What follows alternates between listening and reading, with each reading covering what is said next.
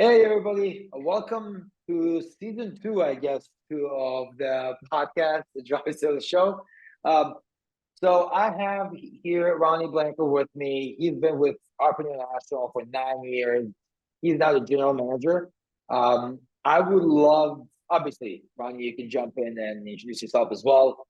I'm excited about this conversation. Yeah, thanks for having me, Mila. I really appreciate it. Yeah, again, my name's Ronnie Blanchard. Been with Arpin International Group, GSA division, for just going on 9 years now. Started back in 2014, just a year out of college. I went to Bryant University in Rhode Island, and have just been in the moving and transportation industry with Arpin only, and the rest is history. So it's been a good ride Yeah. so far, and looking forward to many more years here as well. Nice, nice. I'm glad you brought it up. So a couple of questions I have right away. Why moving in transportation out of college? Like, why? I went to college and I didn't want to go into moving in transportation. I failed in a different sphere, but you haven't failed, obviously. So talk to me why moving in transportation out of college. I'm curious. Yeah, it's not really something that's like introduced in school. I kind of got a taste for it during my senior year, when we were doing a big project, working with an actual business based in Providence, and working with them to basically expand business to Latin America. Mhm. So I actually had to call shipping companies and get quotes on like containers and things like that, and I had no idea what I was doing. So I was like, oh, this is kind of cool. And I was going to school for international business anyway. So I was always interested in working with different businesses overseas, and the different, not only professional but also cultural differences. So everything just kind of lined up to for that opportunity, and that's where I ended up. So Cool. And then as you started, obviously, as you started at entry level position, I assume. correct. So talk to me about what it took you, what you had to do to get you from an entry level position to get your GM role and head up at the division that I know you've done with the GSA a bit, and then talk to me about that journey and what it meant to you and how you went through it. Yeah, it's been a grind for sure, and a lot of different changes in the past 9 years, just as far as technology and capacity and all that. So I started as a coordinator, relocation coordinator, basically handling the international move itself, for whatever government employee or government diplomat that was relocating. So basically, hiring out all the pieces, hiring the packing agent, hiring the delivery agent, and everything in between, and just kind of making all the pieces of the puzzle happen.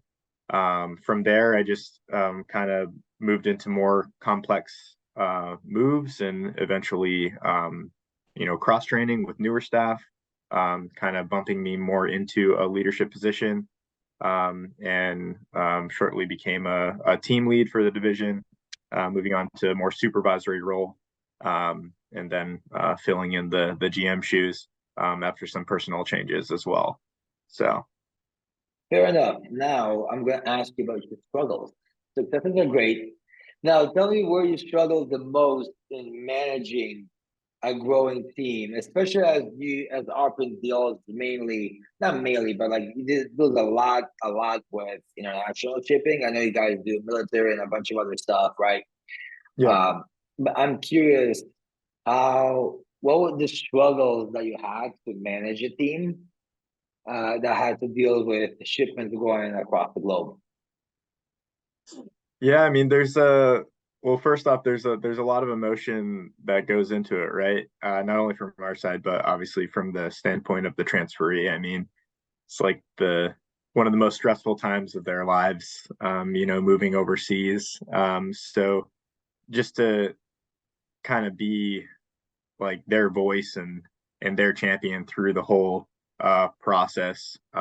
It's a lot of weight if you're emotionally invested in that.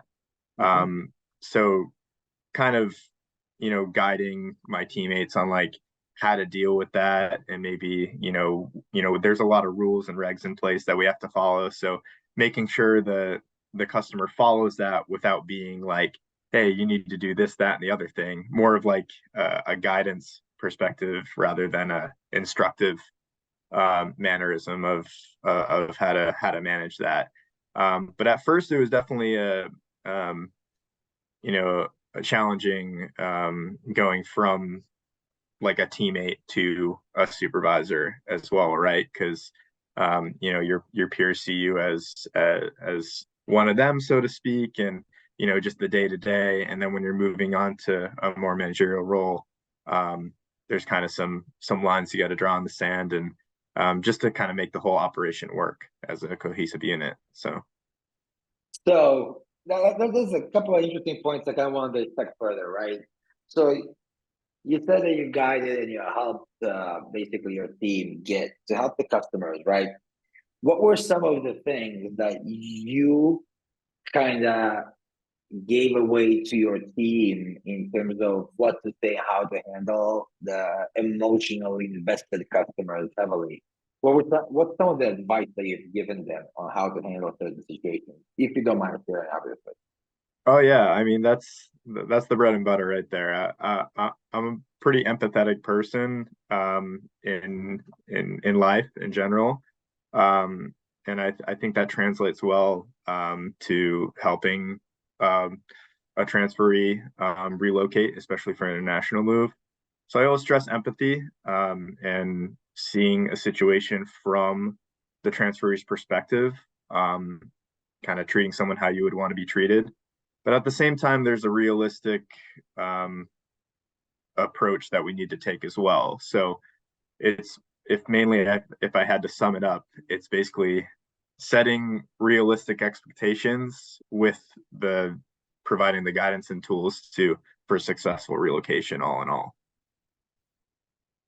Now, I personally have found that very tough in the past in certain situations, setting realistic expectations with specific customers when they don't even know what they want to do specifically.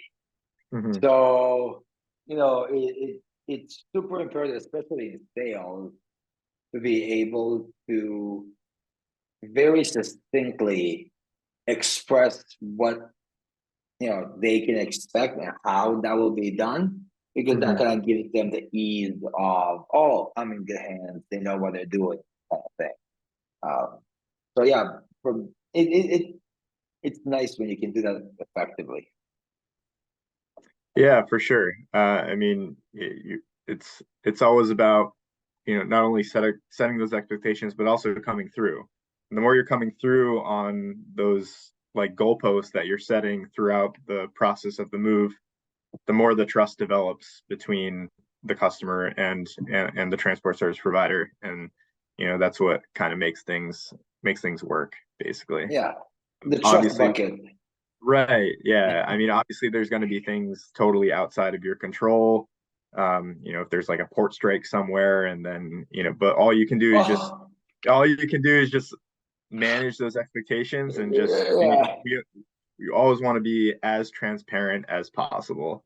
Um, Oh, what's the without worst? delving too much of a horror story.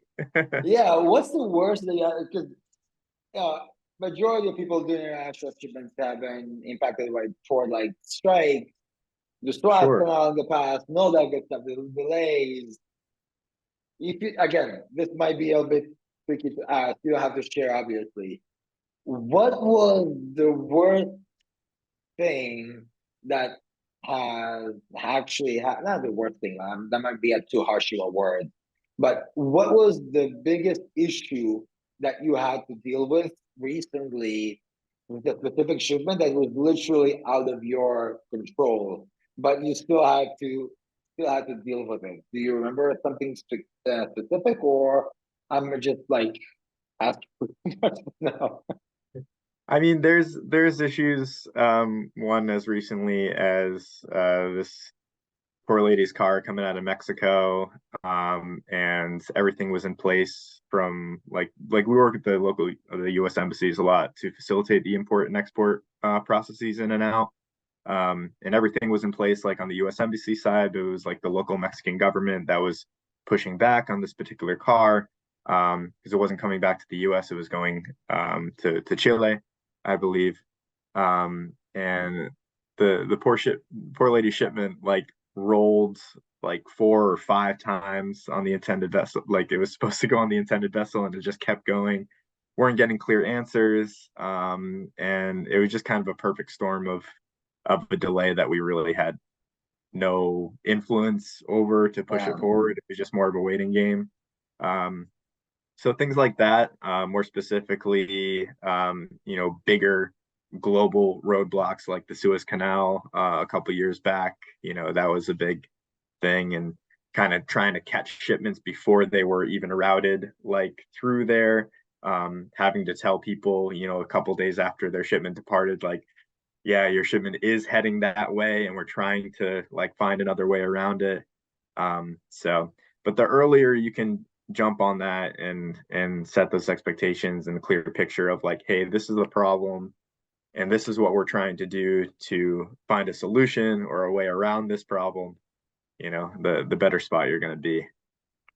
Yeah, I mean, again, I also think it just comes back to that goalpost you mentioned that you have to keep going through. And as long as you give them quality information and what you say happens, in some cases you can, but as long as you give them their like, hey, this is the reasoning why, and so they can understand, I think, majority of the customers should be okay with it. Majority.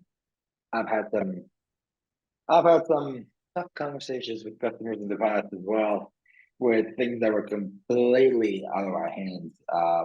Yeah, it's But some things are.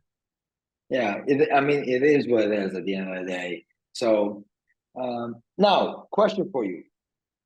There's actually I have a two-part question. Okay. First part question is, how did you guys? How was the off season for you? Because I mean, still off season, but like, how is the off season for you specifically? Any issues or anything with staffing or business as usual? Yeah, good question. The off season for a coordinator is a nice little break from the summer. For the management staff, it's a little different because we're basically taking like all the problems and examples of those issues from the summer and working on the off season to improve for the next peak, right? So not only just strategic approaches in the division, like on the operational side, but also on the data development side as well. Yeah. Like we have our own in-house database that not only houses all of our divisional information, but also our documents and even sending templates and different signatures from that system, like that connects to email, just to keep things extremely efficient. You can like click down attachments. It's super, super easy and all in-house. So it's very, very malleable to like do what we needed to do, right? So we're working a lot through data development and just improving operations all in all to make each peak season, better and better and more manageable.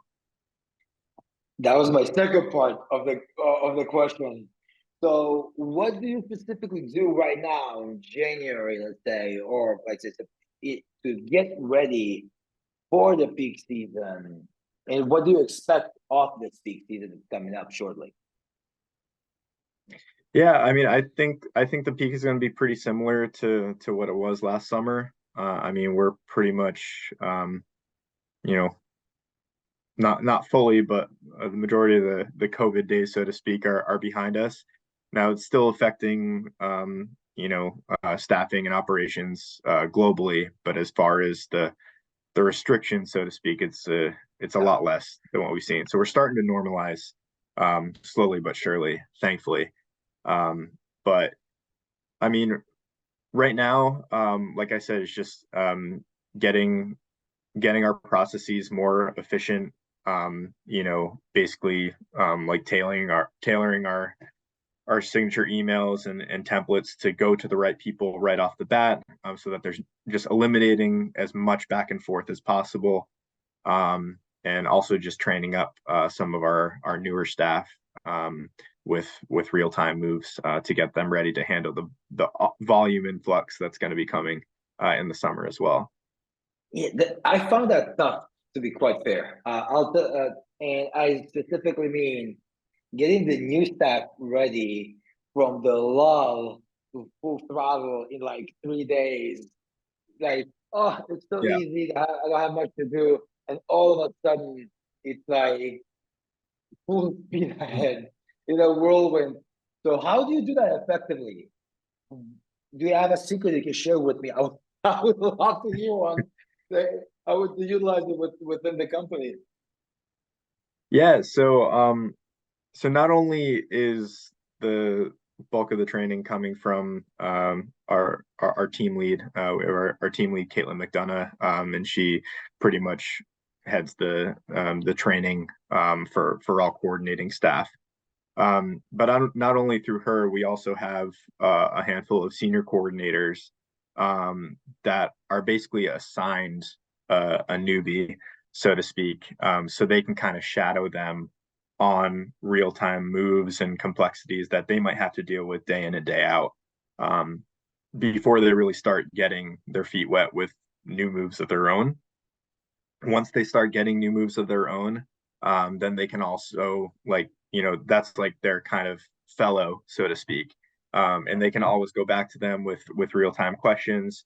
So we kind of like pair up a senior and a junior, to kind of work together, and kind of get that. We used to call it like the osmosis effect in the Yeah. office, where you're kind of overhearing something and you're like, oh, okay, like maybe I can approach it this certain way or that certain way. And it kind of, blends the whole talent together. Yeah, I like that approach. I like that approach. We also do shadowing, and it's also everybody's involved in getting new people up to speed. So I like that approach. Yeah. Now, when you get a newbie trained, in terms of with all the tech that you guys have, and then everything that you're looking to speed up the process, remove the click, remove wrong emails, whatever. Um, what do you would estimate a new dispatch slash coordinator can handle, like in terms of the volume of work? How many moves can you assign to, let's say, a fresh person? Approximately, I think obviously the exact number, but approximately, what would you say? Like, oh, this is a good amount of work for you to have. Yeah, good question. It definitely depends on the individual. Different people learn at different speeds. But I would say all in all, after about, let's say, 6 months of training, Okay. um, they should be able to handle basic door-to-door relocations. What I mean by basic is more like those, American roll-on, roll-off, or like military consolidation to Europe and back.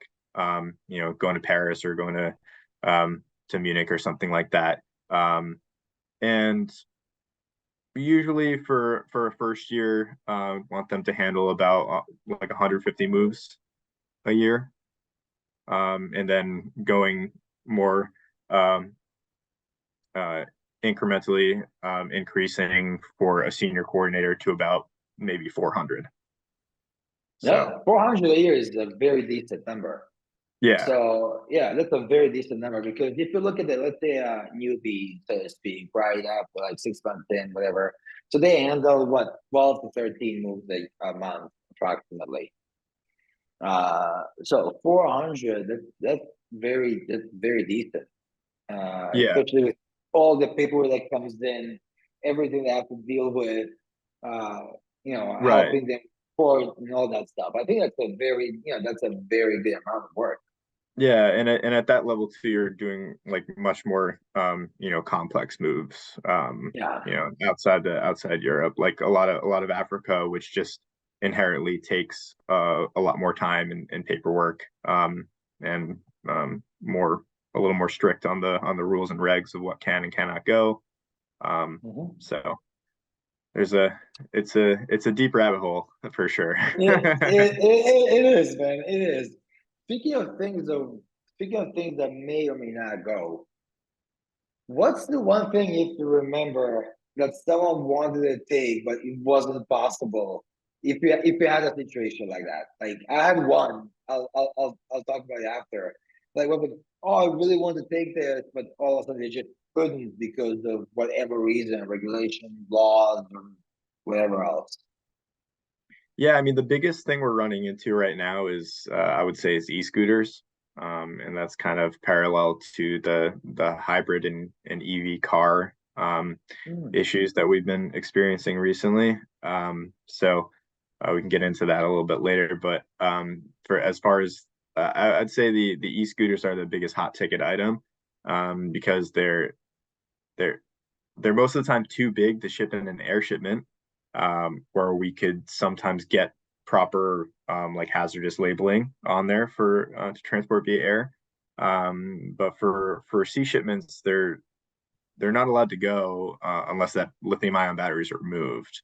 Um, and it's not on the transport service provider to necessarily ship that lithium ion battery. Like they as in the transferee would have to coordinate that through their own diplomatic pouch or shipping channels, as a personal shipment. We're not allowed to move it. And kind of delving into more of the our U.S. flag obligations, being a U.S. government transport service provider contractor, we are required to use U.S. flag vessels in order to ship U.S. government cargo. So that runs into a whole slew of like different regulations as well that we have to abide by, and explaining that sometimes is a little difficult.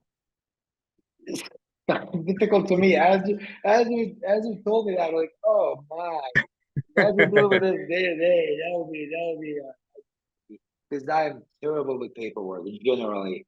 I'm absolutely Nobody abysmal with likes it. paperwork.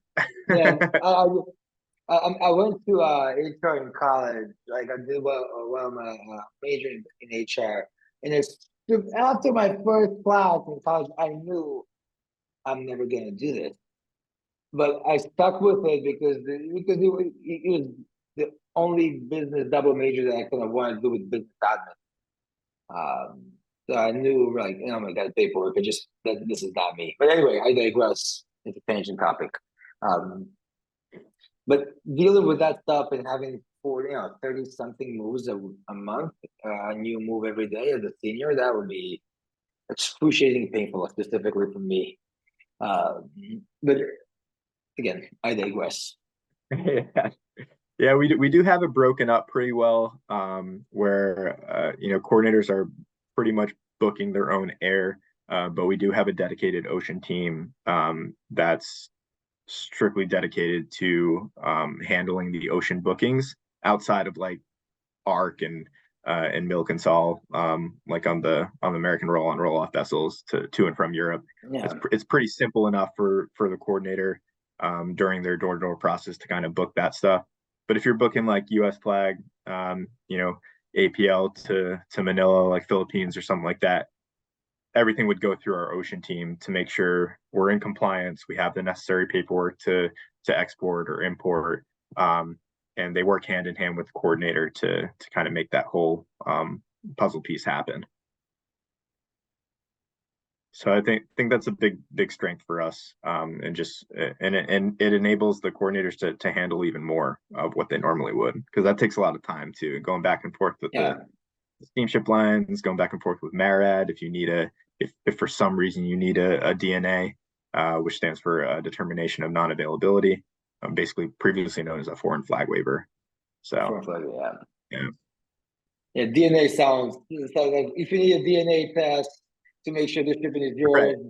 yours. Yeah. So and I'm sure as well, and that's something we always have to keep in mind too when you're communicating with like a layperson, so to speak, that doesn't know the Yeah. industry terminology. There's so many acronyms Oh my God. that you need Yeah. to be aware of. So just making sure, and I always stress to my coordinators, like always spell it out, like what you're kind of referencing, Yeah, they know HHE and UAB for the most part, but still just to make things absolutely clear. Clear, yeah. Yeah. Now, I have a question that like you kind of answered it, but I want to go more in depth, right? Sure. So, so one of those questions is, right? Talk to me about why you think corporations. I know you do GSA a bunch. I know you've done what 50,000 relocations in the last 20 something years, 30 years for GSA. But why would someone say, look, as a corporation, Arpin over someone else outside of the service that you guys are super knowledgeable? What would you say would be the biggest differentiator, and why would someone pick you guys specifically or someone else? Yeah, good question. I mean, it starts with just putting the customer first, always. That's always been, my mindset.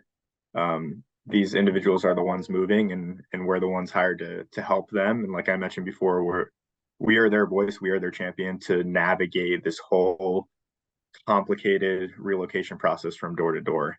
Um, Other than that, I truly believe we have some of the best relationships with our local vendors, both domestically and abroad, in order to motivate them and make something happen quickly and efficiently. So I'd say combined with our just customer focus and having the tools and manpower at our disposal to make a successful relocation happen, I feel like that's what really sets us apart.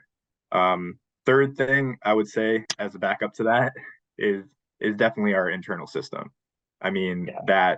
that just allows us to do things so much more efficiently than before. I mean, I was here, like I said, in 2014 when we were still, running files back and forth, and we had the database, but it was very in its early days. And so we're completely paperless now. There's no like printing and scanning or anything like that that goes on. Nice.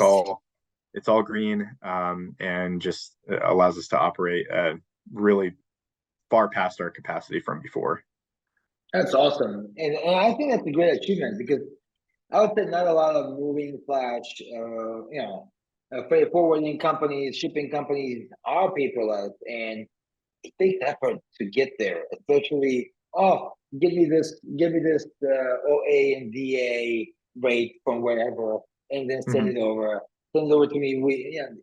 Everything goes on. I still talk to people that organize their dispatching on a whiteboard.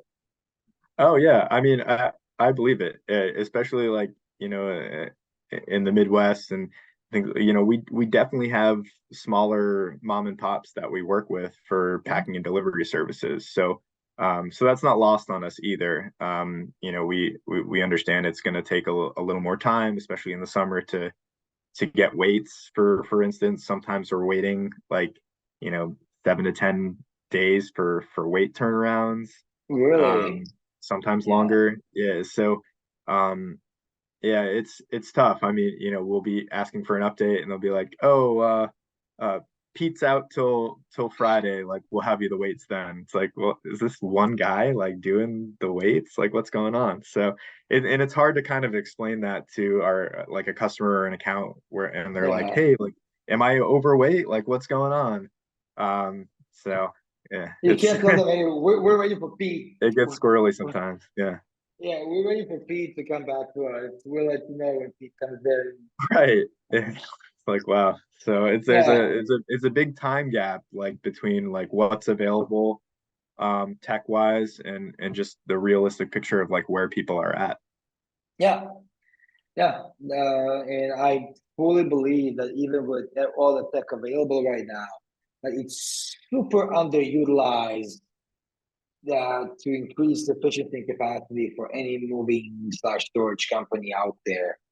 And I even think that the systems that people are using or not using can still be improved drastically if people want to dedicate some time to getting everything sorted out properly. So that's again, that's my take on it. But I have a lot to say on that topic, obviously.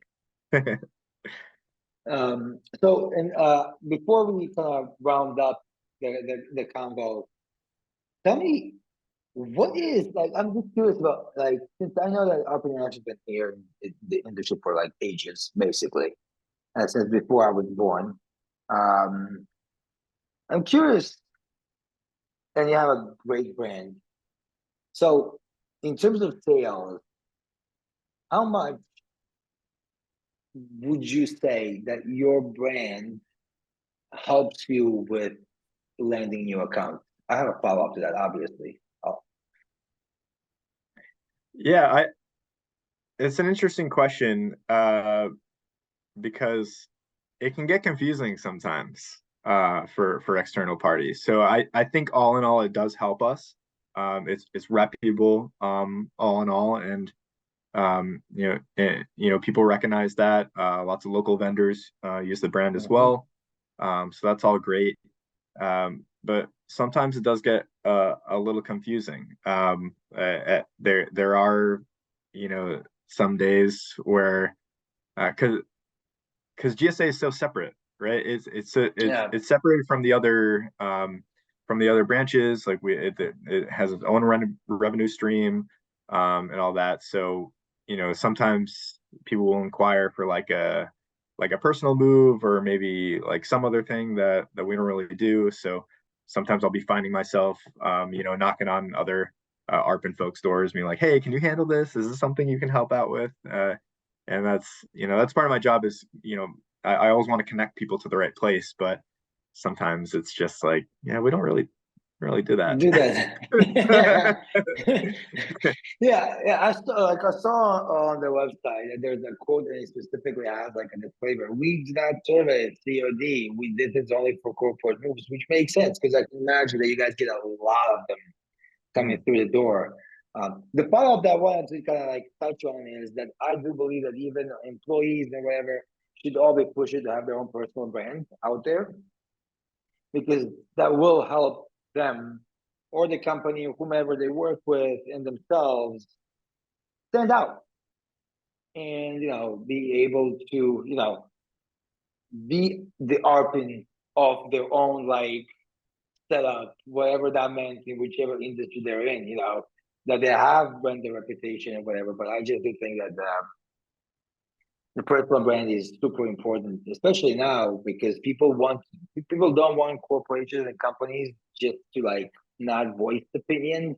They want opinions from corporations about specific matters that are happening in the world and issues like all that mhm. stuff. So, and that's why Yeah, I think it's important. for sure. Yeah, we always, like not only on the customer side, but also, for our accounts, like we do feel an obligation to keep them informed on what's going on in the industry in real time, and continuously, educating them on what the realities are, what the different rules and regs are, how this process works. Um, because they don't always know that. Like some of them Yeah. are the actual agency, some of them are even move managers that are in between us and the agency directly, and they might not really know like exactly what goes on or how the logistics of a relocation really works. I mean, just today, one of our accounts asked me what LCL or FCL means, and I'm like, okay, this is where we're at. Like, so Yeah. I mean, but Yeah. it's not on them. They just don't really. They're doing so many other different things, and that's why we're hired. Like we're the Yeah. knowledgeable, party on that subject. So And it's fine. And I feel that's fine. So yeah, Ronnie, I really want to thank you for jumping on with me and chatting about any and all topics around our pain leadership and all that stuff. I really, really appreciate it. Is there anything else you would like to say? Anything I missed asking? no, I mean, thanks so much for having me on. It's been a pleasure discussing these different topics, and yeah, we look forward to a busy and eventful summer coming up. Likewise, likewise. Thanks, Ronnie.